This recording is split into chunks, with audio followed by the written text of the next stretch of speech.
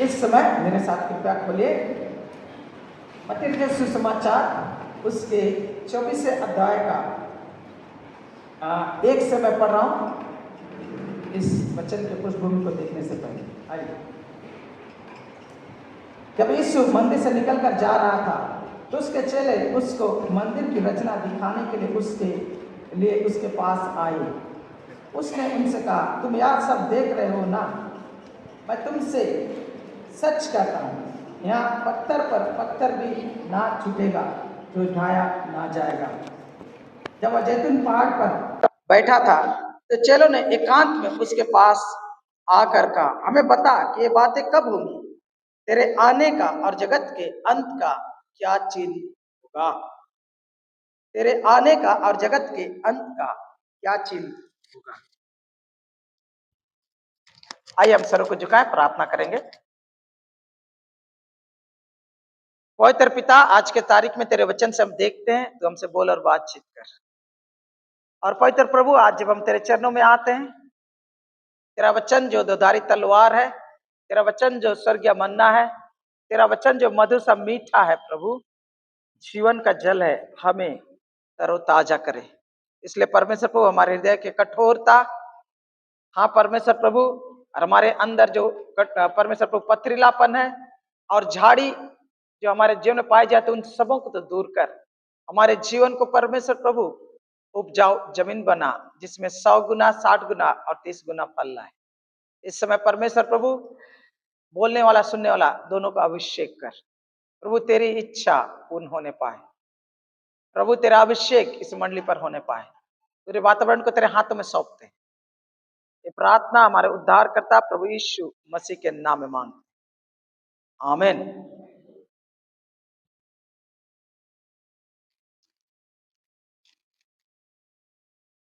जब हम, अगर आप लोग न्यूज देख रहे हैं पिछले कई सप्ताहों से, तो आप लोग को पता चलेगा कि हमारे भारत के साथ पड़ोसी देशों का तनाव चल रहा है और हमारा देश कुछ कदम उठाए जो ठोस थे, लेकिन उसी के साथ साथ इस बात का भी हमें पता चला कि समस्या कहां कहां से है। हम लोग इधर देखिए, बांग्लादेश के साथ हम लोग का तनाव है, चीन के साथ हम लोग का टक्कर है, पाकिस्तान के साथ पुरानी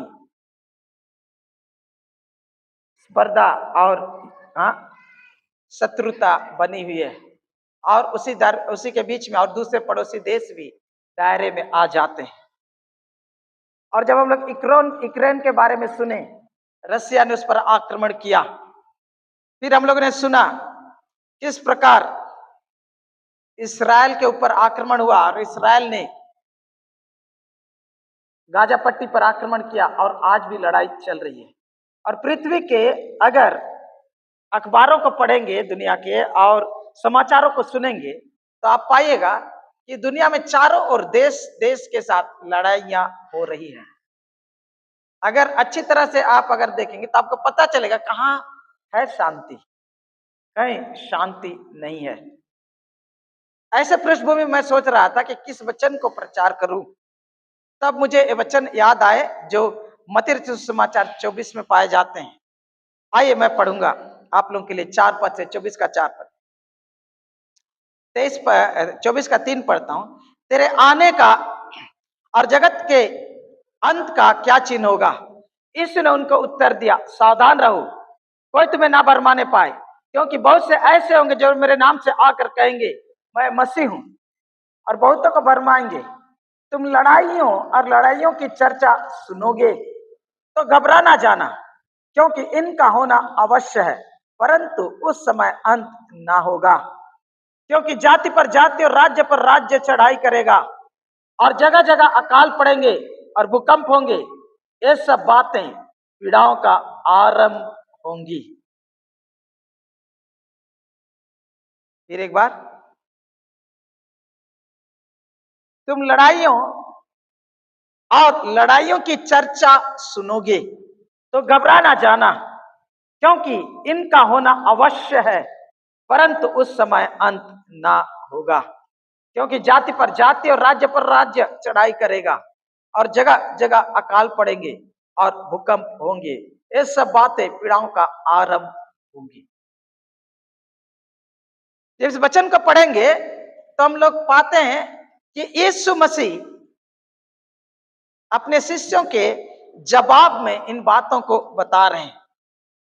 और लोग मंदिर की रचना के बारे में बातचीत कर रहे हैं और यीशु मसीह मंदिर के ध्वंस हो जाने के बारे में भविष्यवाणी किए, जो सन 70 में पूरी हुई। उनके चेलों ने कहा कि तेरे आने का और जगत के अंत का क्या चिन्ह होगा। तब उसने कहा, लड़ाइयां और लड़ाइयों की चर्चा तुम सुनोगे, लेकिन ये तो पीड़ाओं का आरंभ है, ये अंत नहीं है। यीशु मसीह के दूसरे आगमन निकट है। कितना निकट है? उतना ही निकट है जितना समय बीत चुका है यीशु मसीह स्वर्ग पर उठा लिए जाने के बाद। अर्थात 2000 साल अधिक निकट हैं जब यीशु मसीह के दूसरे आगमन होने वाला है। और इसीलिए आज की इस पीढ़ी में जब हम रहते हैं, परमेश्वर के लोग कहलाते हैं, तो यीशु मसीह के दूसरे आगमन के बारे में चर्चा करना चाहिए और उसके लिए अपने आप को तैयार करना चाहिए। इसलिए आज का देखने का विषय है प्रभु यीशु का दूसरा आगमन। प्रभु यीशु का दूसरा आगमन। हम इसका विस्तार के बारे में विस्तार से इसकी चर्चा नहीं करेंगे, वरन इसके तैयारी के बारे में चर्चा करेंगे। आइए मेरे साथ खोलिए मत्ती रचित सुसमाचार उसका 24 अध्याय उसका 3 पद इस प्रकार कहता है। जब जैतून पहाड़ पर बैठा तो चेलों ने अलग उसके पास आकर कर हमसे कह, ये बातें कब होंगी? तेरे आने का और जगत के अंत का क्या चिन्ह होगा? तब यीशु मसीह ने वहां पर बताया क्या क्या चिन्ह होगा। उसके बाद जब 36 और 37 पद में आते तो यीशु मसीह कहते हैं, उस दिन और उस घड़ी के विषय में कोई नहीं जानता, न स्वर्ग के दूत न पुत्र, परंतु केवल पिता। जैसे नूह के दिन थे वैसे ही मनुष्य के पुत्र का आना भी होगा। फिर 42 पद 24 अध्याय का 42 पद बोलता है, इसलिए जागते रहो क्योंकि तुम नहीं जानते कि तुम्हारा प्रभु किस दिन आएगा।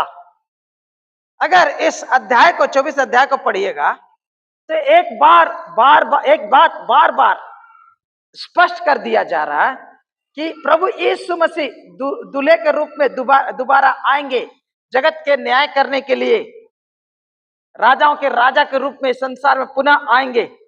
लेकिन उसके विषय में कोई नहीं जानता। जैसे नूह के जमाने में हुआ था ठीक वैसा ही होगा। लोग खाते पीते शादी ब्याह करते रहेंगे और अपने आप पे मस्त रहेंगे, और जिस प्रकार अचानक उन पर जल प्रलय आ गया, उसी प्रकार यीशु मसीह के दूसरे आगमन के समय में भी होगा। लोग दुनियादारी में, सांसारिक बातों में व्यस्त रहेंगे और अपने जिंदगी को अपने ही सांसारिक दृष्टिकोण से जीते रहेंगे। प्रभु के दूसरे आगमन के लिए तैयार नहीं रहेंगे। जिस प्रकार जल प्रलय उन पर आ धमका, उसी प्रकार इस जमाने के लोगों के साथ भी होने वाला है।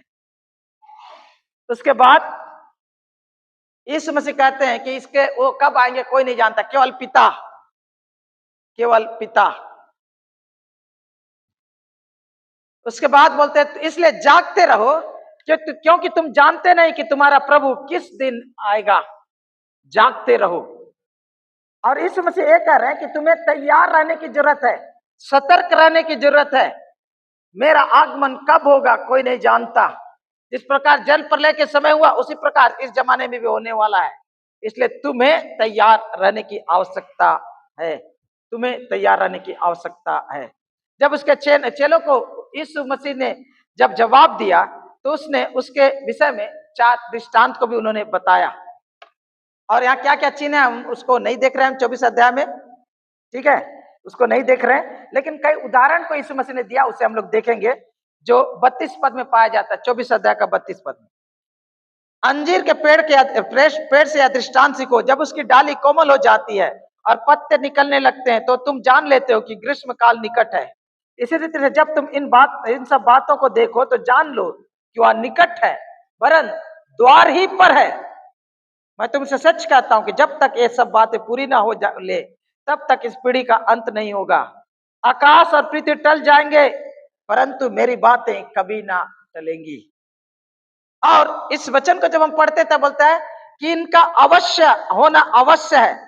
जैसे हम लोग पढ़े 6 पद में, तुम लड़ाइयों और लड़ाइयों की चर्चा सुनोगे तो घबरा ना जाना, क्योंकि इनका होना अवश्य है परंतु उस समय अंत ना होगा। लड़ाई होगी और लड़ाइयों की चर्चा होगी। और बोलते हैं यीशु मसीह इनका होना अवश्य है, ये जरूरी है। बोल रहा है, क्या बोल रहा है? अवश्य है, जरूरी है।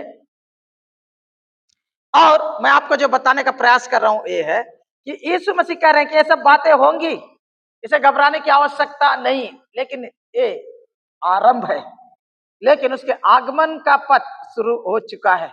और तब से हम लोग जब देखते हैं कि 2000 साल में कितनी लड़ाइयां हुई, हाँ, धर्म को लेकर, जाति को लेकर, हाँ, अपने शोहरत को लेकर, राज्य वृद्धि के लेकर, साम्राज्य बढ़ाने के नाम पर लेकर, और तो और प्रेम के नाम पर भी लड़ाई और झगड़ा होते रहे हैं। युद्ध के ऊपर युद्ध होते रही और मानव जाति एक दूसरे के खून के प्यासे बने रहे हैं। और इसलिए आज के तारीख में जब आप सुनते हैं कि पृथ्वी पर लड़ाई हो रहा और जब संभावना है कि हमारे देश के साथ भी युद्ध होगा, पड़ोसी देशों का या बाहर के देशों का, तो ये कोई अचंभे की बात नहीं। यीशु मसीह के दूसरे आगमन से पहले ये सब चीज अवश्य होंगी। ये चिन्ह के रूप में है। बोलता है जैसे अंजीर के पेड़ के पत्तों को निकलते हुए देखते हो, तुम जानते हो ग्रीष्म काल निकट है, उसी प्रकार ये सब का होना इस बात का दर्शाता है कि यीशु का दूसरा आगमन निकट है। दूसरा आगमन निकट है। 45 पद से पढ़ेंगे तो आप विश्वास के दास के और दुष्ट दास का उदाहरण यीशु मसीह देते हैं। उसके बाद 25 अध्याय में आते हैं तो यीशु मसीह 10 कुंवारियों का दृष्टांत सुनाते हैं। 14 पद में आते हैं तो हम पाते हैं तोड़ों का दृष्टांत। और इन चारों दृष्टांतों के द्वारा यीशु मसीह उनके चेलों को ये बता रहे हैं कि मेरा दूसरा आगमन कभी भी हो सकता है, तुम्हें तैयार रहने की आवश्यकता है, तुम्हें तैयार रहने की आवश्यकता है। और जब 25 पद में आते हैं तो यहाँ पर यीशु मसीह एक विवाह का वर्णन करते हैं। आइए मेरे साथ खोलेंगे और हम लोग पढ़ेंगे 25 अध्याय 10 कुंवारियों का दृष्टांत। स्वर्ग का राज उन 10 कुंवारियों के समान होगा जो अपनी मसाले लेकर दूल्हे से भेंट करने को निकले। उनमें 5 मूर्ख और 5 समझदार थी। मूर्खों ने अपनी मसाले तो ली परंतु अपने साथ तेल नहीं लिया, परंतु समझदारों ने अपनी मसालों के साथ अपनी कुपियों में तेल भी भर लिया। जब दूल्हे के आने में देर हुई तो वे सब ऊँघाने लगी और सो गई। आधी रात को धूम मची, देखो दूल्हा आ रहा है, उसे भेंट करने के लिए चलो। तब वे सब कुमारियां उठकर अपनी मसाले ठीक करने लगी। और मूर्खों ने समझदारों से कहा, अपने तेल में से कुछ हमें भी दो, क्योंकि हमारी मसाले बुझी जा रही हैं। परंतु समझदारों ने उत्तर दिया, कदाचित यह हमारे और तुम्हारे लिए पूरा ना हो। भला तो यह है कि तुम बेचने वालों के पास जाकर अपने लिए मोल ले लो। जब वे मोल लेने को जा रही थी तो दूल्हा आ पहुंचा और जो तैयार थी वे उसके साथ विवाह के घर में चली गई और द्वार बंद किया गया। इसके बाद दूसरे कुंवारियां भी आकर कहने लगी, हे स्वामी, हमारे लिए द्वार खोल दे।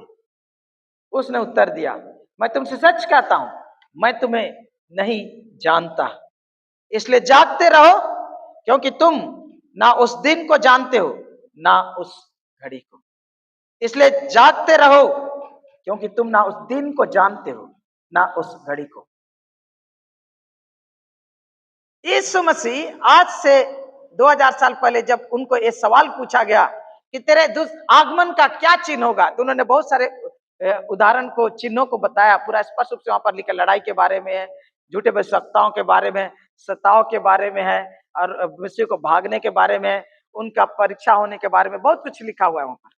लेकिन उसके साथ साथ यीशु मसीह दृष्टांतों के द्वारा उनके चेलों के दिमाग पर, उनके दिलों पर इस बात को समझाने का प्रयास कर रहे थे कि मेरा आगमन अचानक होगा और वो कब होगा किसी को पता नहीं, इसलिए हमेशा तुम मेरे आगमन के लिए तैयार रहो। और उसमें से उन्होंने 4 दृष्टांत तो दिया, उसमें से एक दृष्टांत को हम लोग जब पढ़ते हैं तो हम लोग क्या पाते हैं कि एक विवाह हो रहा है, और यहाँ पर हम लोग पाते हैं स्वर्ग का राज्य उस 10 कुआनियों के समान होगा जो अपनी मसाले लेकर दूल्हे से भेंट करने को निकली, भेंट करने को निकली। यहाँ पर एक विवाह का दृश्य हमारे सामने रखा गया है और दूल्हा आ रहा है और उसको स्वागत करने के लिए 10 कुंवारियां हैं जो मसाल लेकर उनका इंतजार कर रही थी, और मसाल लेकर इंतजार कर रही थी। दूल्हा का आने में देर हो गया, बैठे बैठे उनको ऊँघने लगे और 10 के 10 सो गए। आधी रात को धूम मची कि दूल्हा आ रहा है और उससे भेंट के लिए चलो। तो 10 के 10 उठे, सब अपना अपना मसाल तैयार किया और आगे बढ़ने लगी। लेकिन जब उसे निकलने लग रहे तब उनके साथी में 5 जो थे बोलते हमारे पास तेल नहीं है, अपने में से कुछ तेल दो। दूसरे के पास जो था उन्होंने अपने कुप्पी में से तेल भर लिया और उन्होंने कहा नहीं नहीं, हम आपको नहीं दे सकते, कदाचित हमारे लिए काफी ना हो। और दूल्हे के साथ ये जो जिनके पास तेल थी वो लोग चले गए और जो नहीं थे वो लोग बाहर अटक गए, बाहर अटक गए।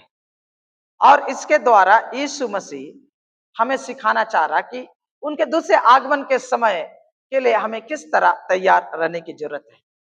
जब एक यहूदियों का विवाह होता था तो उन्हें 3-4 चरण होते थे, 3 थे लेकिन उनके 4 चरण थे। पहला जो होता था वो है शिदुकिन, आपसी प्रतिबद्धता। जब विवाह होता था यहूदियों का तो आपसी प्रतिबद्धता पहला चरण था।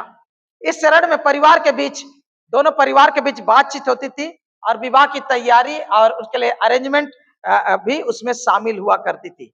विवाह से कई साल पहले दोनों परिवार बातचीत कर सकते थे और विवाह की शर्तों के बारे में उनके बारे में चर्चा करते थे, जिसमें दहेज, दुल्हन का कीमत, जिसको इंग्लिश में बोलता ब्राइड पारिस बोला जाता है, प्राइस बोला जाता है, जिसे इब्रानी भाषा में मोहर कहा जाता है, ठीक है।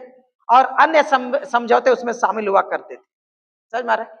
मतलब शादी से बहुत पहले ही माँ बाप बात कर सकते थे, 1 साल पहले भी हो सकता था या जब उससे पहले भी परिवार के लोग बातचीत करेंगे, चर्चा करेंगे और उसमें जो चर्चा होगा कैसे होगा कैसे नहीं होगा इस सब की तैयारी करेंगे, उनके शर्त क्या होगा उसके ऊपर चर्चा करेंगे। और अगर लड़का लड़की वालों को क्या दहेज क्या देगा, हाँ, उसके बारे में चर्चा होती थी। और मैं आपको बताऊं कि लड़का लड़की वालों को दहेज देता था, लड़की वालों को ब्राइड प्राइस देता था, मुहर दिया करता था। समझ में? मुहर इसलिए ताकि तुम्हारी लड़की को हम ले रहे हैं तो तुम्हारे घर में एक तरह से तुम्हारा बहुत बड़ा लॉस है। ये जो तुम्हारे साथ रहती, तुम्हारे घर के काम में, तुम्हारे परिवार के देख रेख में उनका बहुत कुछ योगदान होता, उस हानि को पूरा करने के लिए लड़का क्या करता था, लड़की के हैसियत के ऊपर और परिवार के हैसियत के हिसाब से और अपनी हैसियत की क्षमता के हिसाब से लड़की के लिए वो एक कीमत चुकाता था, एक कीमत चुकाता था।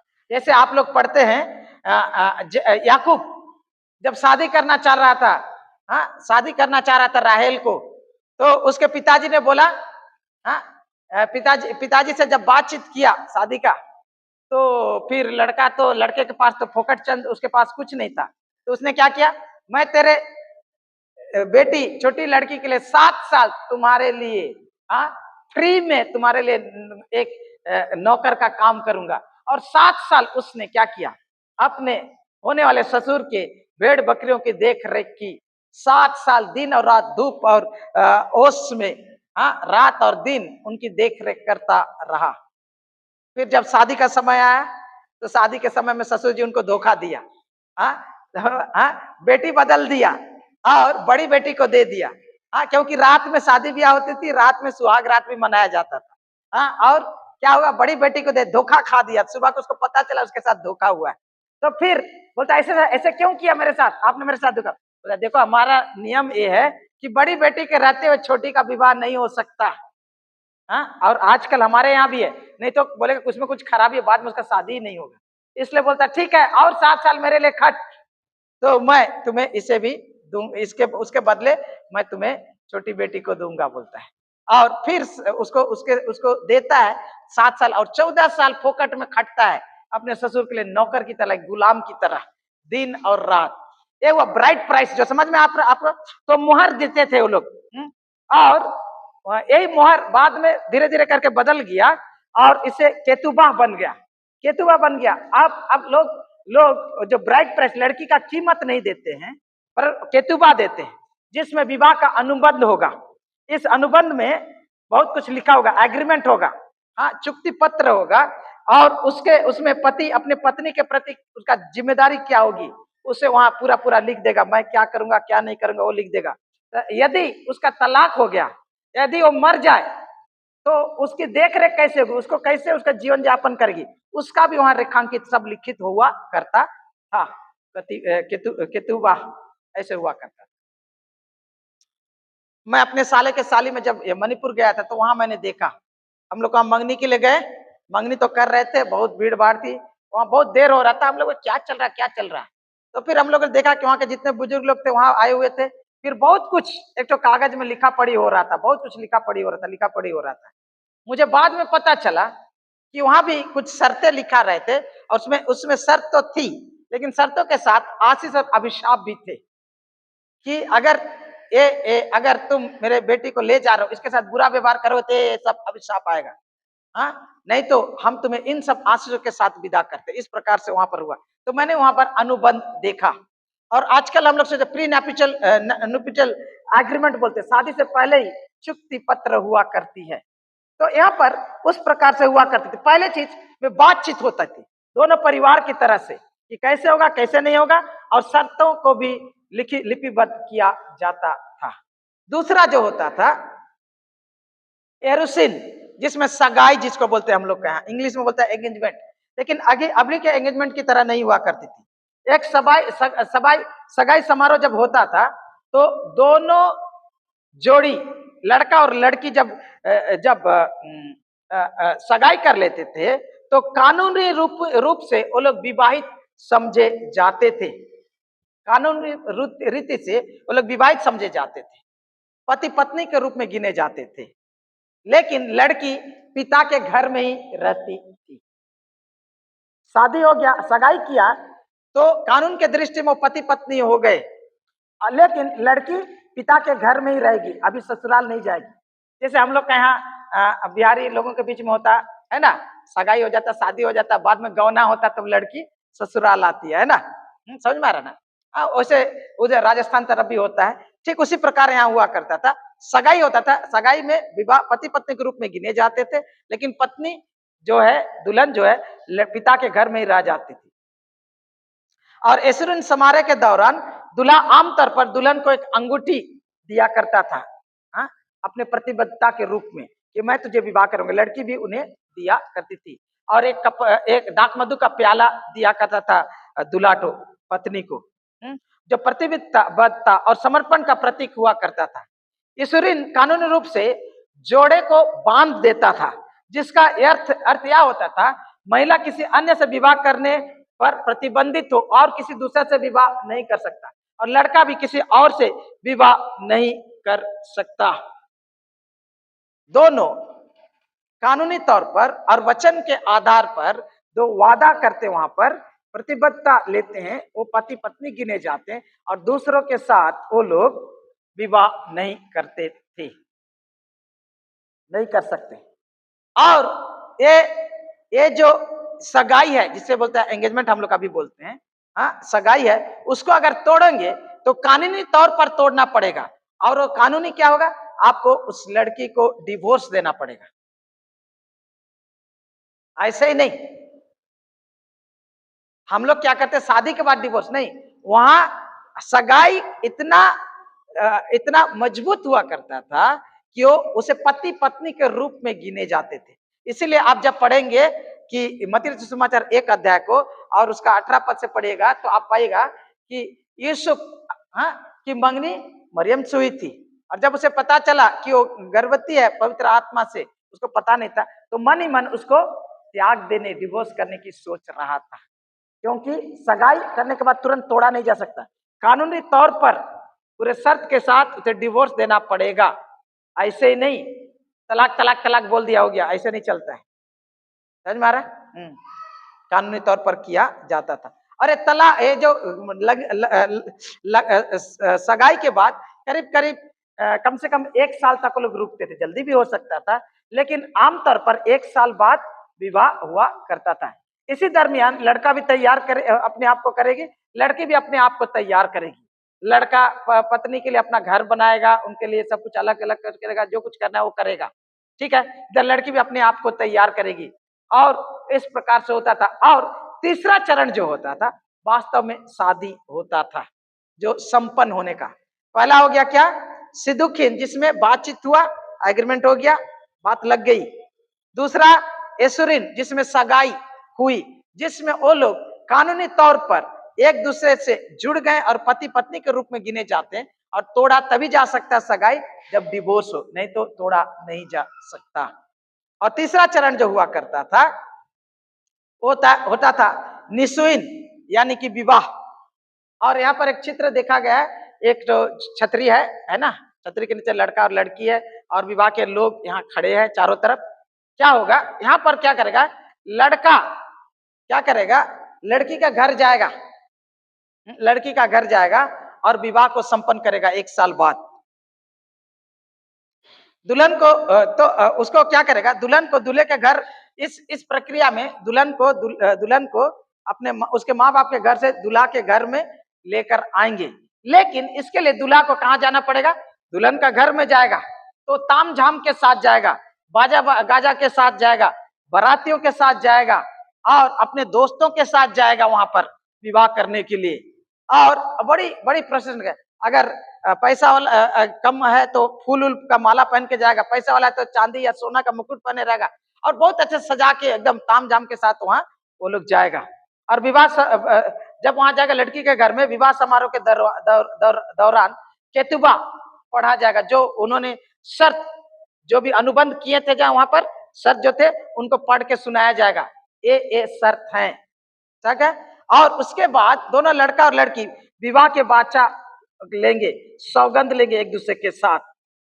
और सौगंध लेने के बाद वो लोग को क्या करेगा, एक छतरी के ऊपर लेकर, छतरी के पर्दा रहेगा, चादर टांगा हुआ रहेगा, उसके नीचे वो लोग लेकर आएंगे, और वहां पर उनको खड़ा किया जाएगा, और 7 प्रकार का आशीष की वो लोग घोषणा करते थे, 7 प्रकार के आशीष की घोषणा करते थे। और इस प्रकार से उनका विवाह संपन्न होता था। और संपन्न होने के बाद लड़की और लड़का के अलग कमरे में रख दिया जाता था, जो सुहाग रात की तरह ही हुआ करता था। और उसके बाद पिताजी जो है लड़की का, वो विवाह का भोज दिया करता था। जैसे आप समसन के बारे में पढ़ते, 7 दिन भोज दिया है ना, और इसीलिए कभी कभी शादी का जो भोज होता है 7 दिन हुआ करता था। और कभी कभी वहीं पर, और मैं जब पढ़ रहा था मुझे स्पष्ट पता नहीं चला कि बाद में क्या प्रचलन था। समसन के समय में सुहाग रात मनाने के लिए समसन वहां पर गया था, लेकिन हम लोग पाते हैं ये के समय में, इसहाक के समय में लड़की को लड़का के घर में लेकर मनाया गया, हाँ सुहाग रात मनाया गया। तो अलग अलग है, स्पष्ट रूप से समझ में नहीं आता। लेकिन चौथे चरण जो आता है, विवाह तो हो गया लड़की के साथ, अब लड़की को लेकर दूल्हा अपने घर में लौटकर जा रहा है, और अपने घर में लौटकर जा रहा है तो उनका लड़का का पिताजी भी मेहमानों को निमंत्रण दिया है, और मेहमानों को निमंत्रण दिया है, रिश्तेदार लोग सब लोग आए हुए हैं, और भोज, विवाह के भोज की तैयारी है। लेकिन जैसे ही वो गांव से बाहर पहुंचेगा तो क्या होगा मालूम है, हाँ लोग उसके लिए तैयार हैं, कितने लोग इंतजार कर रहे हैं उसको के लिए। और हम लोग का यहाँ होता है, हम लोग के यहाँ बाराती आता है तो ऐसा होता है, हमने देखा कि गांव के बाहर से लोग जाते हैं, उनको नाचते हुए, इंग्लिश हम लोग का भाषा में परिचते हुए, स्वागत करते हुए उसको लेकर आएंगे बाराती के घर में। लेकिन यहाँ पर क्या हो रहा है, हम लोग देख रहे हैं कि यहाँ लड़की लोग इंतजार कर रहे हैं कि उसका स्वागत करे, हाँ कुंवारी लोग उनको क्या करे, इंतजार करे कि उनका स्वागत करें। अचानक आवाज आती है कि दूल्हा आ रहा है, दूल्हा आ रहा है, दूल्हा आ रहा है। शादी ब्याह हो गया, दुल्हन को लेकर दूल्हा आ रहा है, और जैसे ही आ रहा है तो हम लोग पा रहे हैं कि यहाँ पर हड़कम मच जाती। जब वह जैतून पाठ 25,000 सॉरी, यहाँ पर आधी रात को धूम मची, देखो दूल्हा आ रहा है। उसे भेंट करने के लिए चलो, भेंट करने के लिए चलो। आ रहा है, हाँ? दुल्हन पालकी में आ रहा है या किसी और उपाय से आ रहा है, लेकिन आ रहा, पूरे बाराती पार्टी लड़की को लेकर आ रहे, दुल्हन को लेकर आ रहे हैं और उसका स्वागत के लिए इनको बोला गया है। लेकिन हम लोग पाते हैं इनके स्वागत के लिए ये कुंवारियां 10 जन को जिम्मेदारी दिया गया है उनका स्वागत के लिए। और लोग भी हैं, लेकिन इनका खास रोल है, और खास रोल ये है कि वो लोग मसाल लेकर जाएंगे। रात के समय में विवाह हो रहा है, रात के समय में दूल्हा लौट कर आ रहा है और उनका स्वागत करेंगे। लेकिन यहाँ पाते हैं कि तब वे सब कुमारियां उठकर अपनी मसाले ठीक करने लगी, उठी, क्योंकि वो जो मसाल हुआ करती थी उसको तेल डालना पड़ता था, है ना। और फिर लकड़ी फीता कपड़ा का फीता रहेगा तो आप उसको राख सबको हटा देंगे, थोड़ा फटकाएंगे, उसके बाद फिर तेल डालेंगे तो अच्छा से जलने लगेगा, हाँ। और नहीं तो अगर लकड़ी वाला कपड़ा वाला है तो उसमें और तेल डालेंगे ताकि और जोर से जले। तो जो भी है, तो ये लोग अपने मसाले ठीक करने लगी। हाँ, मूर्खों ने समझदारों से कहा, अपने तेल में से हमें भी कुछ हमें भी दो, क्योंकि हमारी मसाले बुझी जाती। 5 जन जो थे वो लोग भी ठीक कर रहे हैं, तो देखते देखते पता चल रहा है कि इनका मसाल सब बुझ रहा है, क्यों? उनका तेल नहीं है। तो अपने मित्रों से पूछ रहे, हमें भी अपने तेल में से दो। लेकिन वो लोग समझदारों ने उत्तर दिया, कदाचित हमारे लिए और तुम्हारे लिए पूरा ना हो, भला हो या हो कि तुम बेचने वालों के पास जाकर अपने लिए मोल ले लो। जब वे मोल लेने को जा रही थी तब दूल्हा आ पहुंचा। जो तैयार थी वे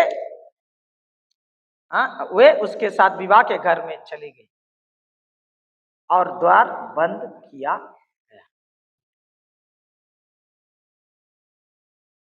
यहाँ पर जो दृश्य है मेरे प्रियो, अगर हम परमेश्वर के वचन को पढ़ेंगे तो हम लोग पाते हैं परमेश्वर अपने आप को बता रहा है, क्योंकि तेरा कर्ता तेरा पति है, उसका नाम सेनाओं का यहोवा है, और इस्राएल का पवित्र तेरा छुड़ाने वाला है, वह सारी पृथ्वी का भी परमेश्वर है।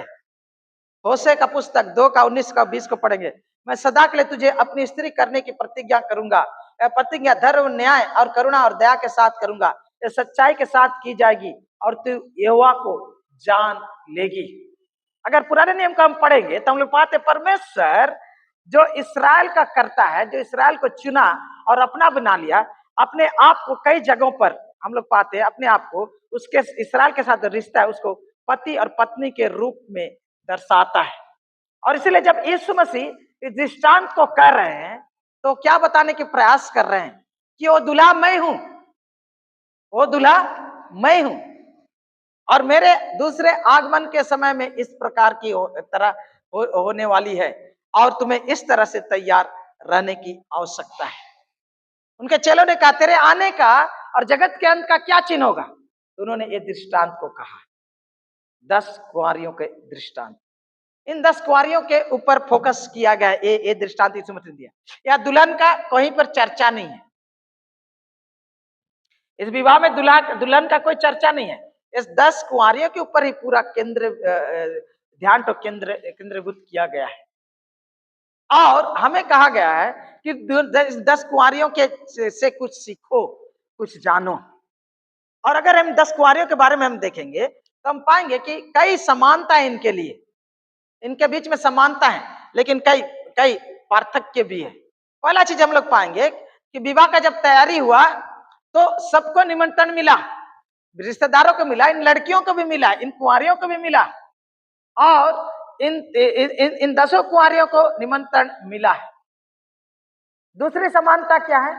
10 कुंवारियां उनके निमंत्रण का प्रत्युत्तर दिए हैं और विवाह में आने के लिए वो तैयार हैं।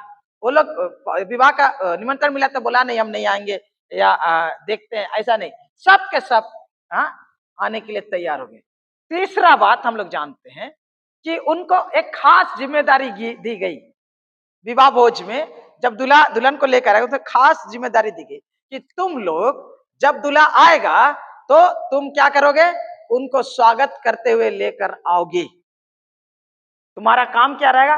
तुम मसाल लेकर जाओगे और मसाल लेकर तुम लोग आगे आगे उसे स्वागत करते हुए लेकर आओगे। अंधेरा का समय इनका बहुत ही महत्वपूर्ण रोल था, बहुत ही महत्वपूर्ण रोल था। और ये लोग बोले हाँ हाँ हम लोग करेंगे, इसमें भी उनकी समानता है। और चौथा बात हम लोग देखते हैं कि सब के सब तैयारी किए हैं विवाह के दिन के लिए, विवाह का भोज के लिए तैयारी किए। जब लड़का दुल्हन को लेकर आएगा, सब लोग 10 के 10 से तैयार किए। हाँ, वो लोग अपना अपना कपड़ा खरीदा होगा, मेकअप किया होगा, मसाल को खरीद लिया, तेल का सब कुछ देख लिया। हाँ, क्या करना पड़ेगा नहीं पड़ेगा, और लोग टाइम में आ भी गए, समझ मारा, तैयारी भी किए। पांचवा, वो लोग तैयार वहां विवाह के ये में अवसर पर आ भी गए हैं, हाँ, जहां पर भोज होगा, और वो लोग तैयार भी हैं, समझ मारे, तैयार भी हैं, एकदम ड्रेसअप करके मसाल के सब कुछ तैयार है। लेकिन बच्चन ये बता रहा कि दूल्हा का आने में देर हुआ, दूल्हा का आने में देर हुआ। किस लिए देर हुआ ये नहीं बताया, हाँ, किस लिए देर हुआ ये नहीं बताया। इतना ही बताया गया कि दूल्हे के आने में देर हुई, और देर हुई थोड़ा मोड़ा देर नहीं, बहुत देर हुई, थोड़ा मोड़ा देर नहीं हुई, बहुत देर हुई।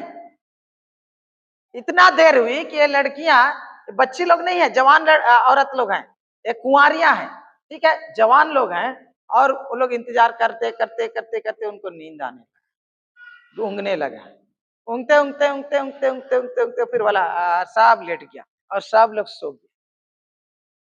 ये भी समानता याद रखिए, सबको ऊँघन आ रही है और सबके सब भी सो गए हैं, ये है सब उनके बीच में समानता। लेकिन पार्थक्य क्या पता चला कि जैसे ही आवाज आई, सनाई बजी करके, हाँ हाँ, जैसे सनाई बजी कि दूल्हा आ रहा है, आवाज आया, हड़दम धूम मच गई, तो एकदम सब हड़बड़ बड़बड़ करके उठे, सब के सब हड़बड़ करके उठे, और सब लोग अपना अपना मसाल तैयार करे, चलो चलो चलो स्वागत करने जाना है। जब मसाल तैयार करने लगे, झाड़ने लगे, साफ करने लगे, और तेल उनको देखने लगे। तो मूर्ख वाला जो ये थी, उनके बारे में हम लोग पाते हैं कि वो लोग बोलते हैं हमारे पास तेल खत्म हो गया, अपने तेल में से हमें। मैं आपके सामने जो बात को बताना चाह रहा हूं यहाँ, 10 के 10 देखने के लिए तो ठीक थे, क्या वो लोग स्वागत करना चाहते थे? हाँ। क्या वो लोग शादी के घर में आए थे? हाँ। क्या वो लोग मसाले लेकर आए थे? हाँ। क्या वो लोग ड्रेसअप किए थे? हाँ।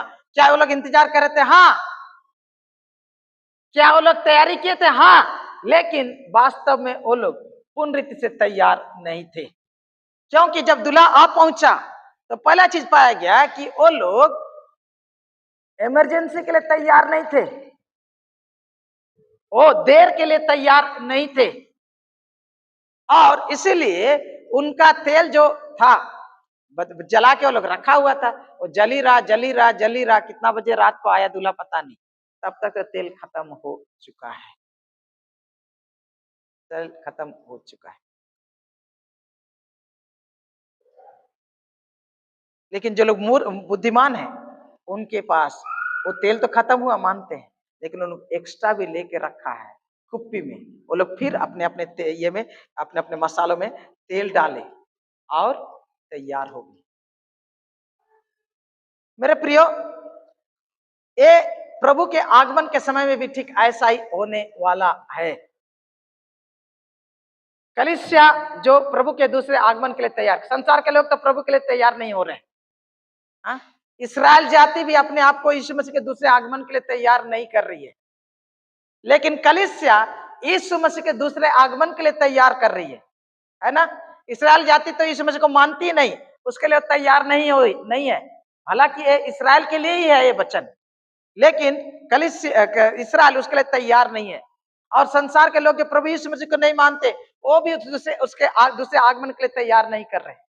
अगर कोई दूल्हा के लिए आगमन के लिए तैयारी कर रहा है तो है कलीसिया, जो परमेश्वर के लोग कहलाते हैं, जो परमेश्वर के नाम से जाने जाते हैं, उनको भी बुलाहट मिला, वो लोग भी बुलाहट का प्रत्युत्तर दिए, वो लोग विवाह के भोज में भी आने के लिए तैयार हो गए, उनको जो जिम्मेदारी किया, खास जिम्मेदारी, उसके लिए भी तैयार हो गए, वो लोग विवाह के ये घर में आ भी गए हैं और इंतजार भी कर रहे हैं, लेकिन पूर्ण रीति से तैयार नहीं। आज अपने आप को पूछने की जरूरत है, प्रभु यीशु मसीह का दूसरा आगमन कभी भी होगा, कभी भी। यीशु मसीह ने कहा, हाँ, कभी भी हो सकता। उस दिन उस घड़ी को कोई नहीं जानता, उस दिन और उस घड़ी को कोई नहीं जानता, इसलिए तैयार रहो। इसलिए 4 उदाहरण यहाँ पर नमूना दृष्टांत दिया है। हम लोग उन उदाहरणों को नहीं देख रहे, खाली इसी को देखेंगे। और वो ये है कि यीशु मसीह का दूसरा आगमन कभी भी हो सकता है, और 2000 साल बीत चुका है, कभी भी ऐसा हो सकता है। एक विश्वासी के रूप में क्या मैं यीशु मसीह का स्वागत करने के लिए तैयार हूं? मेरा जीवन शैली का ऐसा है जिसमें यीशु मसीह अगर आ जाए, अगर अभी आए, तो क्या मैं तैयार हूं उसे मिलने के लिए, उनका स्वागत करने के लिए? अगर दूसरी बात, अगर यीशु मसीह अगर आने में देर हो रही है, हाँ, दूसरी यीशु मसीह के आगमन में देर होती है, और आपका टाइम खत्म हुआ, आप इस संसार से चले गए, हाँ, आपका यहाँ का डेरा का टिकट कट गया और यहाँ से छोड़ के आप जा रहे हैं, तो क्या आप यीशु मसीह मिलने के लिए तैयार हैं? पूछने की जरूरत है, पूछने की जरूरत है। यीशु मसीह का आगमन कभी भी हो सकता है। आप और हम कभी भी संसार से जा सकते हैं। तो पूछने की जरूरत यह है कि क्या मैं मूर्ख कुंवारियों में से हूं या बुद्धिमान कुंवारियों में से हूं जो पूर्ण रीति से तैयार है? दोनों तो दिख रहे थे तैयार, दोनों तो इंतजार कर रहे थे, लेकिन 5 मूर्ख थी जो वास्तव में तैयार नहीं थी, 5 बुद्धिमान थी जो वास्तव में तैयार थी। कलीसिया भी इसी प्रकार से है। प्रभु के आगमन के समय जब आएगा ना, जैसे नूह के जमाने में हुआ, उसी प्रकार कलीसिया ऊंघेगी और सोएगी। संसार के लोग तो यीशु मसीह के दूसरे आगमन से बेफिक्र हैं और अनजान हैं। कलीसिया तो जानती है, लेकिन कलीसिया क्या है? ऊंघ रही है और सो रही है। कलीसिया ऊंघ रही है और सो रही है। अपने जीवन को पूछने की जरूरत है, क्या मैं ऐसा जिंदगी जी रहा हूं कि अगर यीशु मसीह आज मुझे बुला ले या खुद वो आ जाए, तो मैं उसका स्वागत करने के लिए तैयार रहूंगा? 10 कुंवारी,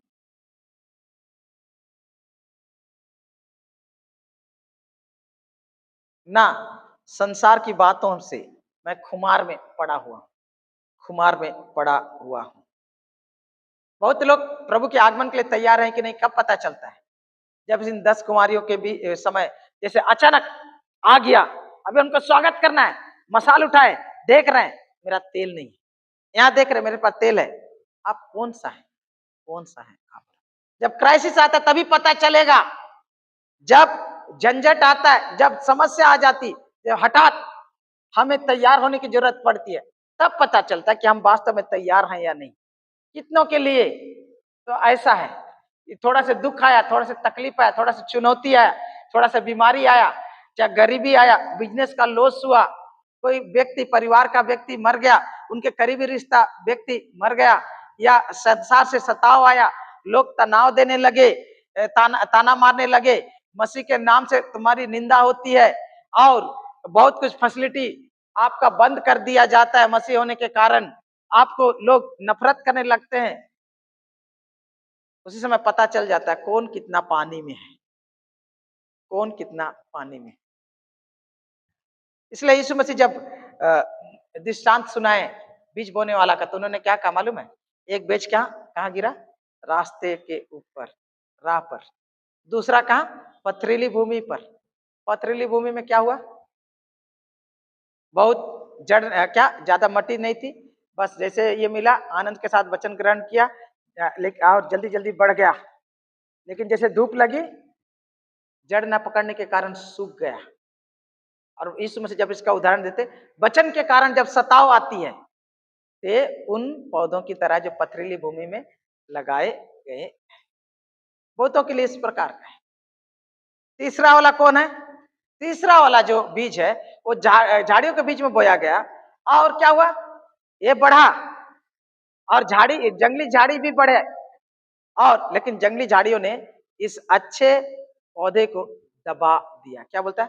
संसार की चिंता, धन का लोभ और अन्य वस्तुओं का अभिलाषा। हाँ, संसार की चिंता, धन का लोभ और अन्य वस्तुओं की अभिलाषा ने क्या किया, वचन को दबा दिया और फल नहीं ला पाया। आज संसार में ऐसे ही है मसीह लोगों की दशा। प्रभु में तो आ गए, दुख और तकलीफ होता तो कितने तो पीछे फूट के चले जाते। कितने लोग प्रभु के साथ चल रहे हैं, बढ़ रहे हैं, बढ़ रहे हैं, बढ़ रहे हैं, लेकिन क्या चीज झाड़ी दबा दे रही है। और क्या कर रही है, धन के पीछे कितने भाग रहे हैं, कितने धन का धोखा में फंस गए, कितने संसार की चिंता में फंस गए, खाली ए ओ और कितने अन्य वस्तुओं के लालच में फंस गए हैं। और उनका जीवन का बीज कभी फल नहीं ले पा रहा, और उन लोगों की तरह है जो खुमार में ऊंघ रहे, खुमार में ऊंघ रहे, सो रहे। आत्मिक रीति से सो रहे। यीशु मसीह ने जब क्रूस पर चढ़ाए जाने से पहले अपने शिष्यों को कहा गत्सेमनी बारी में, जागते रहो और प्रार्थना करते रहो। आत्मा तो तैयार है, शरीर दुर्बल है। आत्मा तो तैयार है, शरीर दुर्बल है।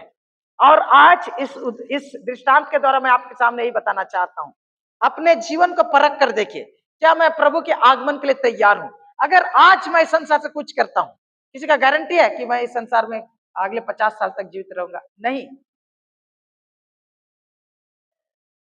नहीं।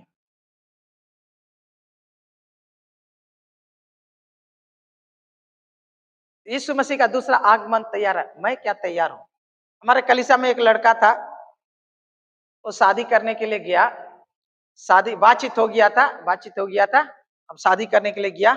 हाँ, सब कुछ निमंत्रण दे गया, बारात के लोग आ गए, लेकिन दुल्हन ही नहीं आई, क्योंकि दुल्हन शादी करना नहीं चाहती थी। दुल्हन शादी करना नहीं चाहती थी। फिर क्या करेगा, इज्जत बचाने के लिए कोई दूसरा को लेकर आया गया और शादी कर दिया गया। क्या उनका जिंदगी खुशहाल था? नहीं, क्योंकि लड़की लड़का को पसंद ही नहीं करती थी। आज मैं आप लोग के सामने जो बात बता, दूल्हा तो आ गया, लेकिन कितने दुल्हन लोग क्या है, हम नहीं जाना चाहते। हाँ, इसी संसार में हम रहना चाहते हैं, ये मेरा घर है, इसी पर। और एक जगह हम विवाह में देखे, विवाह के समय बहुत कुछ होता है झमेला सब, लेकिन जो एक जगह देखे हम उसको बता रहे हैं कि शादी शुरू होने वाला है। ठीक है, शादी शुरू होने वाला है। हाँ, शादी शुरू होने वाला है, शादी देने वाला स्टेज में है। हाँ, दुल्हन भी तैयार है, पर शादी के लोग भी आए, शादी के लिए लोग भी आए हुए हैं। अब शादी शुरू होगा तो जो ब्राइडल मार्च होता है ना, हाँ, ब्राइडल पार्टी घुसेगा, तो पहला जो है उसमें से क्या, पेज बॉय आएगा, फ्लावर गर्ल्स आएगा। हाँ, उसके बाद लड़की की सहेली आएगी, है ना। लेकिन लड़की की सहेली आएगी और कुछ ऐसा घटा कि उस लड़की के सहेली को रिजेक्ट कर दिया गया, और एक बारातियों में से दूसरा लड़की को लेकर वहां खड़ा किया गया, और वो स्टेज में गई, फिर उसका शादी हुआ। लास्ट मिनट में ये लड़की पूरा तैयार करके आई थी, इतना मेकअप करके आई थी, बोलने का नहीं।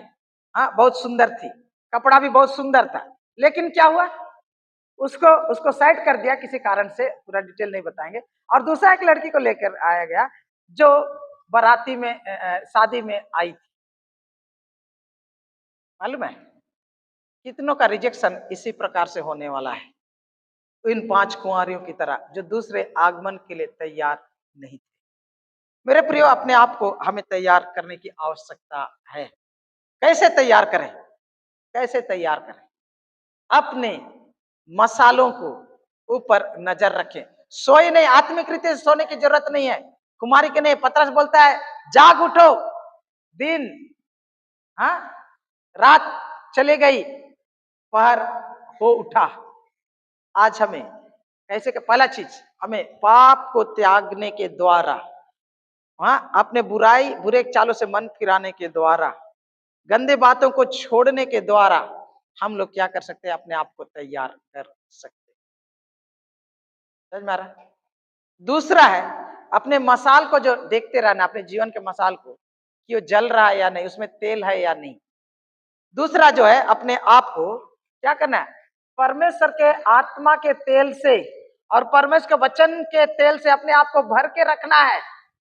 हाँ, मसाल ठीक करना मतलब समझ रहे, मसाल ठीक कर रहे, फालतू राख वाला को फेंक दे रहे हैं, है ना, तैयार करने की, कचड़ा को फेंकने की आवश्यकता है। उसी प्रकार अपने अपने कुप्पे में तेल डालने की जरूरत। हम लोग तो गीत गाते थे ना, मेरे बत्ती में तेल दे हे प्रभु, मेरे बत्ती में तेल तू दे, मेरे बत्ती में तेल दे हे प्रभु, तेरे आने लो मैं दू ज्योति। हम लोग को ये खाली गाने से नहीं होगा, सचमुच में तैयार होने की जरूरत है। बहुत लोग अपने आप को पूछे, क्या मैं अपने आप को परमेश्वर के आत्मा जो तेल जो परमेश्वर का आत्मा का प्रतीक है, तेल वचन का भी प्रतीक है, क्या हम उससे अपने आप को भरते रहते हैं कि अपने आप को तरोताजा बनाएं, तो उसके आगमन के लिए हम तैयार रहें। कितनों के लिए? वचन पढ़ने के लिए टाइम नहीं है, सब कुछ के लिए टाइम है, वचन पढ़ने के लिए टाइम नहीं है, सब कुछ के लिए टाइम है, प्रार्थना के लिए टाइम नहीं है, सब कुछ के लिए टाइम है, परमेश्वर के लोगों के साथ संगति करने के लिए टाइम नहीं है, सब कुछ के लिए टाइम है, लेकिन कलीसिया में आराधना के लिए इकट्ठा होने के लिए टाइम नहीं है, सब कुछ के लिए टाइम है, प्रभु की सेवा के लिए टाइम नहीं है, सब कुछ के लिए टाइम है सिवाय प्रभु के लिए। फिर हम कहेंगे कि मैं प्रभु के आगमन की तैयारी कर रहा हूं। दिखते तो सब लोग हैं, हर कोई जो कलीसिया में आता है, वो बुद्धिमान कुंवारी नहीं है।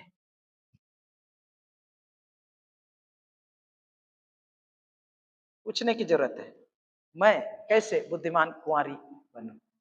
परमेश्वर आपको अपने आत्मा के द्वारा, अपने वचन के द्वारा बातचीत करें और तैयार करें कि हम अपने आप को उसके आगमन के लिए तैयार करें, क्योंकि वो कभी भी हो सकती है, कभी भी हो सकती है। अगर हम कहें कि उसके आगमन में देर है, तो अपने आप को धोखा देते हैं, क्योंकि जो दृष्टांत यीशु मसीह ने बताया वो अच्छा दास और बुरा दास के बारे में, वहां पर हम पाते हैं अच्छा दास अच्छी तरह से सब कुछ करते रहा, बुरा दास क्या बोला, आने में देर है इसलिए लापरवाही का जिंदगी जीने लगा। अगर आप सोचते हैं कि यीशु मसीह का आगमन आने में देर है, तो लापरवाही आपके अंतरात्मा में छा जाएगी। क्यों? क्योंकि आप सोचेंगे कि जब होगा तब हम अपने आप को तैयार करेंगे। प्रभु का आगमन निकट है, उस दिन उस घड़ी को कोई नहीं जानता। यहूदी विवाह में लड़का दुल्हन को लाने के लिए कब जाएगा, पिताजी निर्णय करता था, लड़का नहीं। और इसलिए यीशु मसीह ने कहा उस दिन को कोई नहीं जानता, केवल पिता। पिता परमेश्वर निश्चय करेंगे और यीशु का दूसरा आगमन होगा। इसलिए अपने आप को हम तैयार करें, कहीं ऐसा ना हो कि उसके आगमन से पहले आप इस संसार से कूच करें, मैं इस संसार से कूच करूं। इसीलिए ऐसा जिंदगी जियो कि आज अगर ऐसा होता है तो मैं प्रभु के साथ जाऊंगा, उसका स्वागत करूंगा। आइए हम सर को झुकाएं। पवित्र पिता, इस समय हमारे जीवन को तू जानता है, हम कितने तैयार है कितना नहीं। प्रभु अपने वचन के द्वारा तू हमसे बोल और बातचीत कर, अपने आत्मा के द्वारा हमारे अंतरात्मा में हमारे जीवन में काम कर, और तेरे दूसरे आगमन के लिए हमें तैयार होने में सहायता कर। जहां कहीं खुमारी पाई जाती है, जहां नींद पाई जाती है, जहां राग पाया जाता है, प्रभु उन सबों को हमारे जीवन से तो दूर कर, हमें तेरे आगमन के लिए, तेरे स्वागत के लिए तैयार रख। इसलिए हर एक बात जो हमें ऊंघाती है, हर एक बात जो हमें सुलाती है, आत्मिक रीति से निस्तेज करती है, उबासी लेकर आती है, हमारे जीवन से दूर किए जाए। प्रभु हमारे कुप्पे में तेल तू दे, अपने आत्मा का, अपने वचन का, यीशु नासरी के नाम में हम मांगते, आमीन। और अब त्रिएक परमेश्वर पिता पुत्र पवित्र आत्मा की सहभागिता में से प्रत्येक के साथ अब से लेकर सदा लो होती रहे, आमीन।